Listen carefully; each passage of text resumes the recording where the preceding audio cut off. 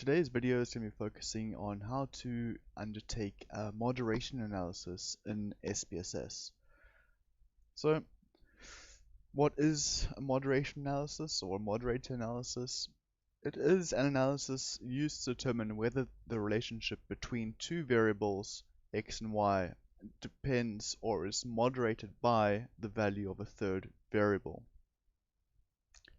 So what this means is that x and y already have a relationship, and you could assume that it's statistically significant, so x would predict y in a normal linear regression. However, to create, to develop a model that explains a greater amount of variance, you hypothesize that there is a third variable, which essentially, as that variable's score changes, the relationship between x and y would change as well. So there are some assumptions for a moderation analysis, and these assumptions are the same that are required for a linear regression. Say linear regress there, but it means linear regression. So the assumptions are that the dependent variable is measured on a continuous scale. There is independence of observations.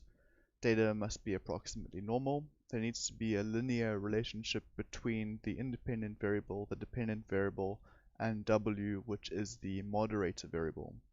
The data needs to show homoscedasticity, and the data must not show multicollinearity. So there's a level here. So they need to have a linear relationship, but they can't be so correlated that essentially they're measuring the same outcome. Generally, the limit is said to be about a correlation of 0.5. So if it exceeds 0.5, you're starting to edge along the lines of multicollinearity, which should be avoided. And then the last two assumptions are no significant outliers, and residuals are approximately normally distributed. I'll go over how to test these assumptions in some of my previous videos, which I'll hopefully link up as I'm speaking about this, and if not, just check the history. They're pretty easily titled. Alright, so the conceptual model of a moderation analysis looks something like this on the left-hand side. So we have x, our independent variable, and it has a direct relationship with y, our dependent variable, and w here is our moderation variable, or moderator variable, which has an influence on the relationship between x and y. So that's how the conceptualization of that model would look something like this. And the statistical model would look something like this. So you got to understand firstly that a moderation analysis is essentially a linear regression, and in fact you can do moderation analysis using essentially a linear regression model. So in that case, if you're using a linear regression model, you would simply get the product of the independent variable and the moderator variable, so x times w, and then add it as a next block in a hierarchical regression model, and determine if that interaction effect, that product of an independent variable and a moderator variable, is statistically significant. And if it is, then you would have proof that a moderation effect exists between those two variables on the relationship to y. Right. However, I'm not going to be providing an example of that model today. Today I'm going to be showing you how to use Process, which is a macro developed by this chap called Andrew Hayes, which is extremely useful. And it has the added benefit of, if you have a significant model, of giving you the syntax to plot out that interaction effect, so you can see exactly where those changes occur and at what levels, which is, I find, very helpful in interpreting the outcome, as opposed to just getting a positive or significant interaction effect, which then you would need to use linear equations to determine the different stages of the interaction. So to avoid that, let's just use Andrew Hayes' macro called Process. Right, so if you go into your web browser, hopefully not Internet Explorer, but if you do, no judgment, and go to processmacro.org. and you will come to this page here, which is the process macro for SPSS and SAS. We're going to focus on SPSS here. So what you want to do is go to the download tab and then scroll down here. Of course, you got to read through the copyright and disclaimer, and then download process. So I'll download a zip folder. You save that, wait for it to download. Hopefully you have faster internet than I do. Right, so once you have downloaded your zip folder, just simply open it and you can extract it to wherever it's most suitable. So a directory that will stick around, so you're not going to be deleting anytime soon. I'm going to put it on my desktop for now, but I'd recommend it putting somewhere, I suppose, more long term. So just extract all of the information inside there to your process folder, wherever it may be, and that's what you have inside.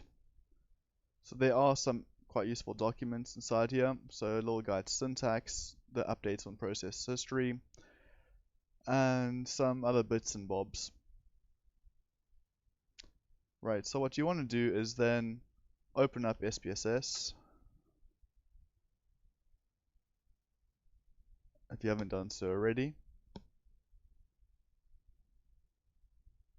And then you want to go to extensions, utilities, and install custom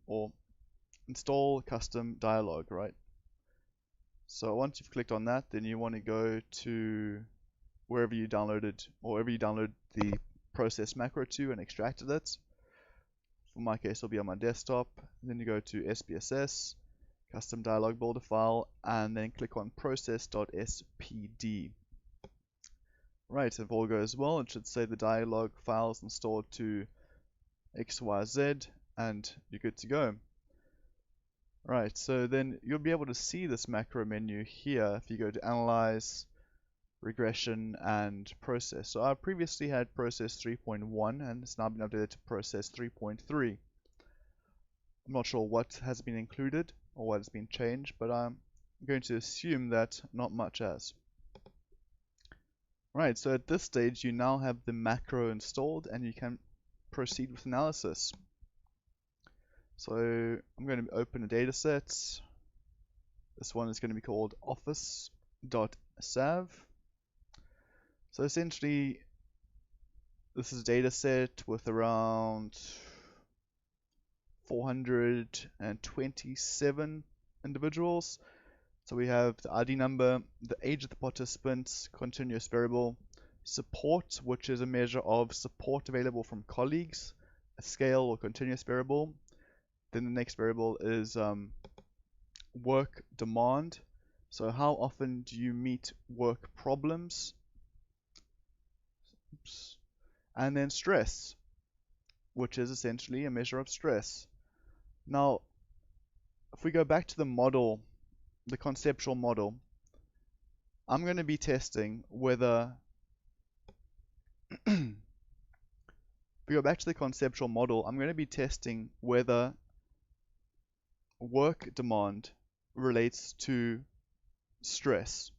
So does work demand predict stress? That's our first hypothesis or first test. But I also want to see if the support that employees receive moderates that level.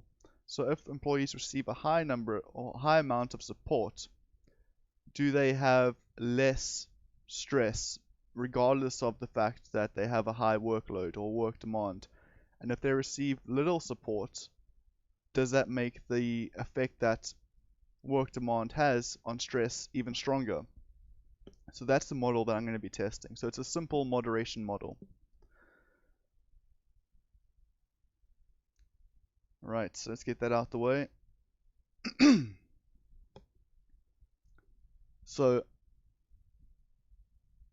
that's the model we're going to be testing, and I also want to add age as a covariate. So I want to control for the influence that age might have on any of these relationships, because you might argue that people who are younger might need more support, or perhaps people who are older need more support. and they get affected by work demands at different levels. So we want to control for the effect that age might have on confounding the relationships that we're investigating. Okay, so I'm going to go to Analyze.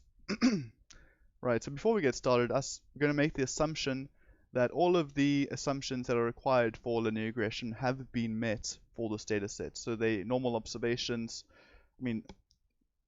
so they are independently observed, they are approximately normally distributed, they have linear relationships, and so on. So when you're doing your own analysis, you're going to make sure that these assumptions have been checked off and you're confident that they meet the assumptions required for the analysis. Otherwise, the results you might get may not be what your data is actually telling you. Right, so we're going to go to Analyze, Regression, and let's try use 3.3. Hopefully nothing else has changed too much. So here we get our little box for process. Our y variable, which is our dependent variable. In this case, it would be stress, because we are trying to predict stress. And we think that work demand is a predictor of stress, that age is a covariate, or something we need to control for, and support available from colleagues moderates this relationship between x and y. So the assumption is you always use W when you have one moderator. So W is your first moderator, and Z would be your second moderator if you have two moderators in the same model. I'm not going to be covering that today, but just so you know. Also, another caveat, you need to make sure, for easy interpretability, that your variable names are less than 8 characters, or 8 or less characters long. Because if they're greater than 8 characters, then the process will cut them out. And if you have a long variable with similar stems, you're going to be quite confused as to what variable is being reported. So try to keep them to 8 or less characters. Right, so once we've entered our variables into the correct places, we're going to go to Options. And there's several things you can choose here, but I'm really only interested in the generate code for visualizing interactions. So that's going to be limited to that for this video. And just a quick mention here of conditioning scale. So you can either choose the 16th, 50th, or 84th percentiles to have comparisons. So we'll take the moderator at each of these levels, the moderator score at each of these levels, and then look at the effects that it might have had on x and y at these different levels. So essentially, I would stick with the 16th, 50th, and 84th percentiles purely because if your interaction effect is not normal, so your variables need to be normally distributed, but if your interaction effect is not normal, then it's a more accurate representation of differences at the lower, medium, and high end of that score. And if it is normally distributed, then the 16th percentile is equivalent to -1 standard deviation, and the 50th percentile is equivalent to the mean, and the 84th percentile is equivalent to +1 standard deviation. So essentially, if it's not a normally distributed interaction, you need to use this, and if it is a normally distributed interaction, then using this is the same as using the standard deviation. So my recommendation would be to just stick with the 16th, 50th, and 84th percentile. Right. So we've got that sorted, and we're going to click Continue. We don't have any multi-categorical variables, and we're just going to click OK. And here's process running its macro. I think the code itself is around 4,000 lines, so it takes a little bit of time to get done. And here we get our first output. So here we have model 1. Actually, let me go back. I forgot to mention, which is an important point.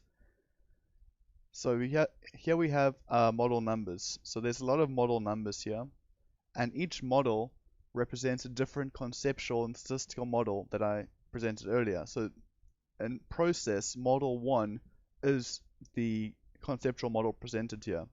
So it would have one moderator variable on the relationship between one independent variable and one dependent variable. So you got to make sure that the model number you choose corresponds to the model that you want to test. So Andrew Hayes used to give out these the conceptual models and statistical models for each of the model numbers and explain what they're testing, but he doesn't now. So you'll need to get the second edition of his book, which I'll add into the link if you want to have an overview of what each model means. And if not, then you can watch these videos as I slowly progress through the different models. Alright, so just make note of that. Model number is important in process. So we've already got the output, so I'm not going to run it again. So here we go, model 1. So we have a moderation model. We have a dependent variable of stress, a moderation variable of an independent variable of work demand, and a moderation variable of support. The total sample size is 427. And over here we have essentially what is a regression model. So overall our model is significant, 0.0000 goes through the room. We have an R squared of approximately 15.6%, so our model explains 15.67% of what stress is comprised of in this data set. And here we have our normal regression output. So we have work demands, this is essentially an unstandardized coefficient. So beta score.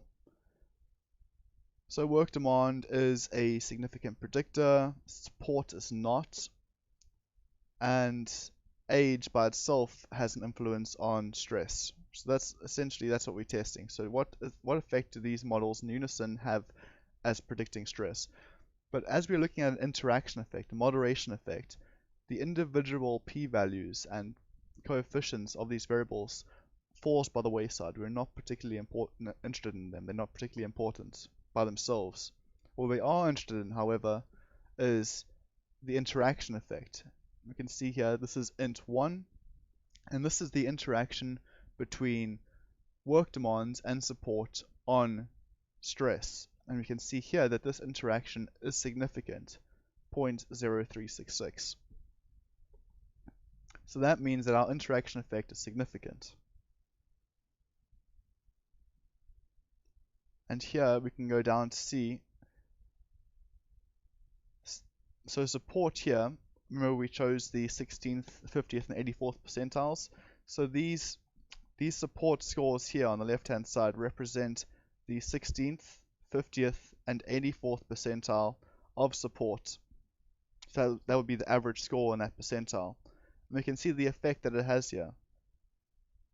Now if we want to visualize what this interaction effect means, we have the opportunity to use this little syntax provided to us by Andrew Hayes. Very useful. So what we would do is we would highlight and copy this, go to a new syntax, paste it and highlight it again, and then run it. So what this creates is a new little data set just with those variables and those figures, and allows us to visualize what's going on in that interaction. So here's the basic output. Just want to quickly interpolate the points so it's easier to see. So click on the dots, then go to elements and click the interpolation line. Now we have some actual lines so we can see how it changes over time. So again, here's the support, which is the moderator variable. And then we have blue, which represents low support, red, which represents medium level, so 50th percentile, and green, which represents high level of support. And on the y-axis we have stress, and on the x-axis we have work demands.